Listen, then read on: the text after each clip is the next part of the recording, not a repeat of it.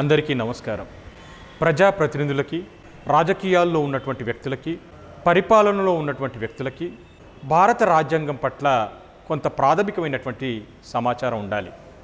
పరిపాలనలో ఉన్నటువంటి అధికారులకి, ఉద్యోగులకి ప్రత్యేక శిక్షణా కార్యక్రమాల ద్వారా వారికి రాజ్యాంగం పట్ల, చట్టాల పట్ల అనేక శిక్షణా కార్యక్రమాలు ప్రభుత్వాలు నిర్వహించడం జరుగుద్ది.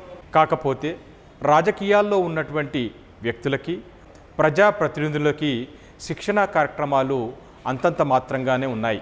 అటువంటి అంశాలను దృష్టిలో పెట్టుకొని నేను ప్రత్యేకంగా రాజకీయాల్లో ఉన్నటువంటి వ్యక్తులకి, ప్రజాప్రతినిధులకి వారికి ఏ అంశాలపైన శిక్షణ అవసరమో గుర్తించి ఆ అంశాలపైన శిక్షణ ఇవ్వటం జరుగుతూ ఉంది.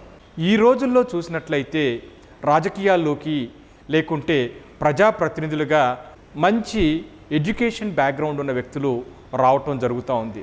ముఖ్యంగా మహిళలు కూడా ఉన్నత విద్యను అభ్యసించి రాజకీయాల్లోకి రావటం జరుగుతుంది. కాకపోతే వారు చాలామంది సైన్స్ బ్యాక్గ్రౌండ్ నుండి, ఇంజనీరింగ్ బ్యాక్గ్రౌండ్ నుండి, మెడికల్ బ్యాక్గ్రౌండ్ నుండి, చాలా టెక్నికల్ బ్యాక్గ్రౌండ్ నుండి రావడం జరుగుతుంది.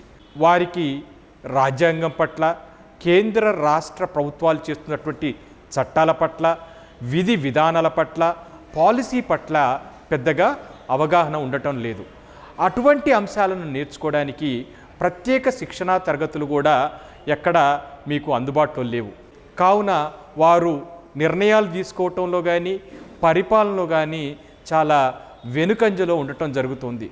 వీటన్నిటిని దృష్టిలో పెట్టుకొని వారికి కావలసినటువంటి సమాచారాన్ని క్రోడీకరించి ఎంత అవసరమో అంతే ఈ శిక్షణా తరగతుల ద్వారా అందజేయడం జరుగుతూ ఉంది. ఈ శిక్షణా కార్యక్రమాలన్నీ ఆన్లైన్ ద్వారా, ఆఫ్లైన్ ద్వారా కూడా ఇవ్వటం జరుగుతుంది.